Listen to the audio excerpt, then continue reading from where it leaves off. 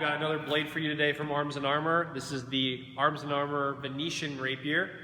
I have a link for it in the description below this video. In this one, we're going to take a look, some up-close looks at this beautiful blade that Arms & Armor has put together. This is a double-edged, razor-sharp blade, and then we're going to do some cut testing with it. Let's get to it. Overall length of this blade, of this Arms & Armor Rapier, is 40 3/4 inches. The blade length itself, the blade is double-edged with a diamond cross-section. It's 32 inches. The blade is very sharp. It's a very skinny blade. You're looking at a rapier that would be primarily a thrusting weapon, no matter how you would be holding this. Primary thrusting with a lot of slashing capability on it. Very easy to maneuver around. Notice the four-finger grip right here. That way protecting the knuckle line. So when you have this out in front, if a blade was to try to slide down, you see these little notches right here that are going to lock the blade in, and also the thumb and the extended S-guard right here protecting the knuckle line. You can also have it in the hammer grip, as you can see.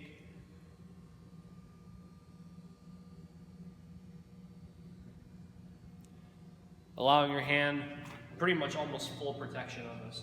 Not something you need to pull back. Sometimes you'll see it done with that. A lot of times you'll also see where the weapon is out in front. I'm being very careful with Ollie's hands on this because there's a lot of range on this blade.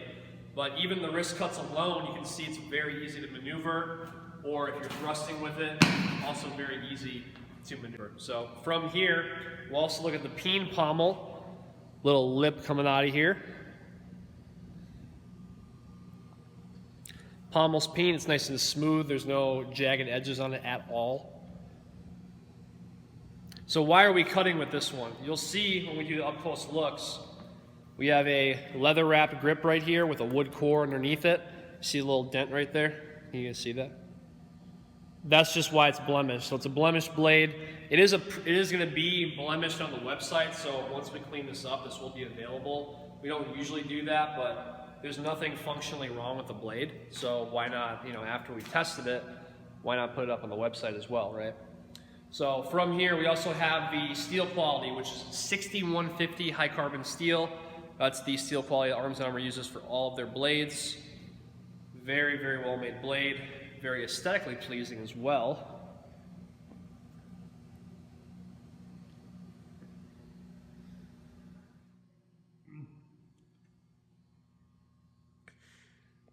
Let's take a look at the handguard as well. So that's what it looks like with a hammer grip.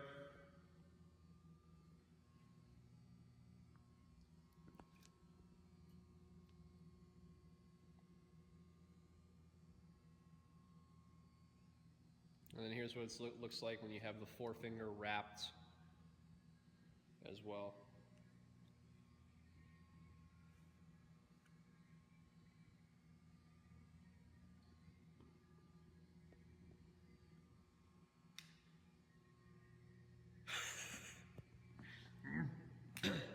All right, so from here we're going to do the cut testing on the Arms & Armor Rapier. Let's get to it. Ooh. All I thought it would. All right, let's try that again. It is a rapier. Mm-hmm.